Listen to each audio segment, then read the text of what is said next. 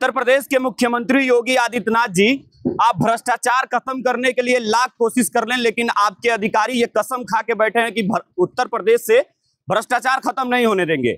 अब आप सोच रहे होंगे कि भ्रष्टाचार की बात आज अचानक से मैं क्यों करने लगा हूं, तो हमारे पीछे की ये सड़क देखिए। ये सड़क महज कुछ ही दिन पहले बना हुआ है और ये सड़क बनने के लिए सरकार की तरफ से अच्छा खासा पैसा भी आया होगा। और ये सड़क जानते हैं कैसे टूटा है? ब्लास्ट किया है, ब्लास्ट।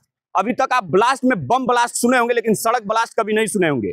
और इस ब्लास्ट से एक महिला की मौत भी हुई है।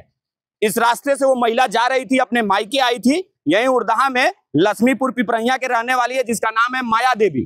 कल वहां पर शादी थी और वहीं वो आई हुई थी, मार्केट करने गई थी रामकोला, और जब इस रास्ते से गुजरी तो ये सड़क इतना तेज ब्लास्ट हुआ कि महिला वहां जाके गिरी। ये ब्लड का निशान दिखाइए, महिला यहां जाके गिरी है। और उसके बाद इसको इलाज के लिए रामकोला सामुदायिक स्वास्थ्य केंद्र ले जाया गया, वहां से रेफर जिला के लिए किया गया, फिर वहां से रेफर मेडिकल कॉलेज गोरखपुर के लिए किया गया, और इलाज के दौरान महिला की मौत हो गई है। सुबह मैं परिवार वालों में गया था, परिजन से भी बातचीत की है, तो उन लोगों का भी यही आरोप है कि उन अधिकारियों के ऊपर कार्रवाई होना चाहिए जो अधिकारी इस सड़क को बनाए हैं। जेई साहब कहां थे उस वक्त? आप कहां थे? मैं रामकोला नगर पंचायत की ऑफिस की बात करूं तो ये घटना स्थल जो है, यहां से ऑफिस महज 500 मीटर है। इतना दूर तो साहब आकर आप सड़क अपना जांच कर लिए होते, शायद जांच किए होते, फिटनेस जांच किए होते, तो आज ये दुर्दशा नहीं हुई होती। नहीं एक महिला की 40 साल महिला की मौत हुई होती, जिसके घर में शादी थी, खुशियां थी, आज उसके घर मातम पसरा हुआ है। तो इसका जिम्मेदार सिर्फ सीधा सीधा आप हैं। अगर आप जांच किए होते इस सड़क का फिटनेस, तो ये घटना नहीं हुआ होता। बताया जा रहा है कि इसमें पानी निकालने के लिए पाइप डाला गया था। फिलहाल पाइप यहां नहीं है, लेकिन आइए हम बताते हैं कैसे पता चल रहा है कि पाइप डाला हुआ था। ये सड़क में लगे कंक्रीट को देखिए, ये बकायदा जो है वो अपना आकार बना लिया है पाइप का। जल निकासी के लिए इसमें पाइप डाला गया था और बताया जा रहा है कि यही गैस बनाया और ब्लास्ट कर गया। अब सोचिए कि सड़क ब्लास्ट कर रही है, इसमें तो बकायदा जांच होना चाहिए और अधिकारियों के खिलाफ कार्रवाई होकर उनको जेल भेजना चाहिए।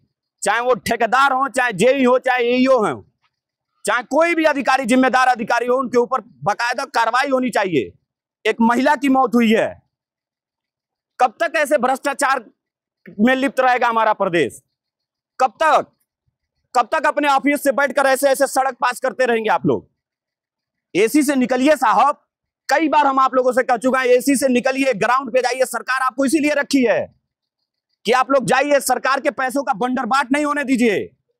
जितना पैसा सरकार दे रही है उस हिसाब से सड़क बनवाइए, जांच करिए। ये आपकी जिम्मेदारी है, इसीलिए सरकार आपको हर महीने सैलरी देती है, और सैलरी अपने घर से नहीं देती है, हमारे और आपके टैक्स के पैसे से जाता है सैलरी उन अधिकारियों की। उसके बावजूद भी अधिकारी अपने ऑफिस से नहीं निकलते हैं काम कर देखने के लिए कि हमारे नगर पंचायत में, हमारे एरिया में कितना बढ़िया काम हो रहा है, क्या हो रहा है, क्या नहीं हो रहा है। उनसे तो इसका मतलब ही नहीं है। अगर अच्छे से काम होता तो ये घटना नहीं होती। जिसके घर में शादी की खुशियां थी, आज मातम नहीं पस रहा होता। इसका जिम्मेदार कौन होगा? कौन लेगा जिम्मेदारी कि हम, मेरे वजह से उस महिला की मौत हुई है कोई जिम्मेदार?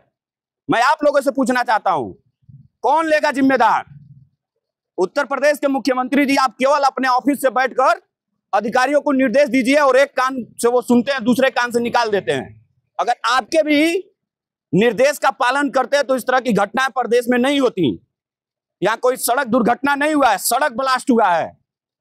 बड़ा सवाल है उन अधिकारियों के ऊपर, उन जनप्रतिनिधि के ऊपर जो जनता की प्रतिनिधि करते हैं और सीना ठोक के कहते हैं कि जनता का जो सुरक्षा है वो हमारी जिम्मेदारी है।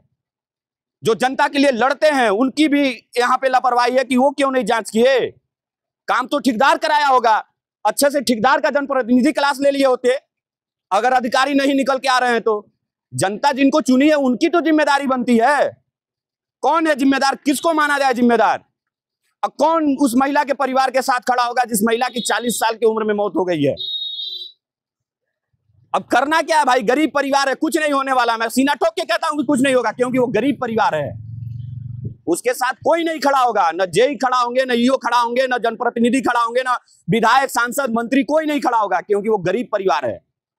2-4 ठो दलाल लगा दिए होंगे कि जल्दी उसकी बॉडी को अंतिम संस्कार कर दिया जाए, कि नक्शो नाबूद साबुत मिटा दिया जाए। लेकिन कब तक आप लोग ऐसे सोए रहेंगे?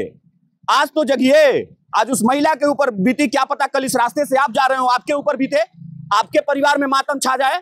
कल मैं इस रास्ते से अपने घर जाऊं, मेरे परिवार में मातम छा जाए। तो जब तक आप सवाल नहीं खड़ा करेंगे तब तक कुछ नहीं होने वाला है। ये जनप्रतिनिधि लोग केवल सीना ठोक के कहेंगे कि हम जनप्रतिनिधि हैं, और सरकार के द्वारा भेजे गए अधिकारी लोग सिर्फ ऑफिस में बैठकर एसी के हवा खाएंगे, बाहर कभी नहीं निकलेंगे। अगर बाहर निकले होते, फिटनेस जांच किए होते इस सड़क का, तो शायद ये सड़क पास भी नहीं किए होते और पैसा भी नहीं आया होता। और जब पैसा नहीं आया होता तो फिर से इसको ठेकेदार जो है वो बनवाता, और जब दोबारा बनवाता तो उस तरह की घटनाएं नहीं होती। फिलहाल मेरे चिल्लाने से तो कुछ नहीं होने वाला, मैं पहले ही बता चुका हूं आपको वीडियो में, मेरे चिल्लाने से कुछ नहीं होने वाला है। लेकिन आप लोग सवाल करिए, जब तक सवाल नहीं करेंगे तब तक कुछ नहीं होने वाला है। इस संदर्भ में मैं जेई और ईओ से भी मुलाकात करेंगे, नगर अध्यक्ष से भी मुलाकात करेंगे, उनसे भी बातचीत किया जाएगा कि आखिर किसकी लापरवाही है जिसके वजह से यह सड़क ब्लास्ट किया, एक महिला की मौत हुई। पूरे वीडियो में आपकी प्रतिक्रिया क्या है कमेंट बॉक्स में बताइएगा, वीडियो को शेयर करिएगा। बहुत बहुत धन्यवाद, जय हिंद।